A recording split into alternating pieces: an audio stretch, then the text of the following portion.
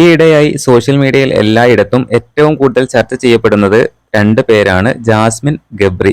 എന്തായാലും ജബ്രികളെ കുറിച്ച് അറിയാനാണ് ഇപ്പോൾ ജനങ്ങൾക്ക് ഏറെ ഇഷ്ടം. ഒരു പരിപാടിക്ക് പോയാൽ അല്ലെങ്കിൽ എന്തെങ്കിലും ഒരു ഫംഗ്ഷൻ, മാരേജ്, ഇനോഗ്രേഷൻ ഇതിനൊക്കെ പോയിട്ടുണ്ടെങ്കിൽ എല്ലാവരും പുറകെ നടക്കുന്നത് ജാസ്മിന്റെയും ഗബ്രിയുടെയും കൂടെയാണ്. ഇപ്പോൾ സിജോയുടെ മാരേജിനായാലും ഋഷിയുടെ മാരേജിനായാലും എല്ലാ വാർത്തയാകുന്നത് അല്ലെങ്കിൽ ഡ്രസ് കോഡ്, കോസ്റ്റ്യൂം വരെ ചർച്ച ചെയ്യപ്പെടുന്നത് ജബ്രികളുടേതാണ്. അപ്പോൾ എന്തായാലും ജബ്രികളുടെ കൂടെ നിന്ന് സെൽഫി എടുക്കാൻ ആളുണ്ട്, അവരുടെ വീഡിയോസ് എടുക്കാൻ ആളുണ്ട്, അവർ ഭക്ഷണം കഴിക്കുന്നത് എടുക്കാൻ ആളുണ്ട്. എന്തായാലും ഇവർ മാത്രമാണ് ഇപ്പോൾ സോഷ്യൽ മീഡിയയിൽ നിറഞ്ഞു നിൽക്കുന്നത്.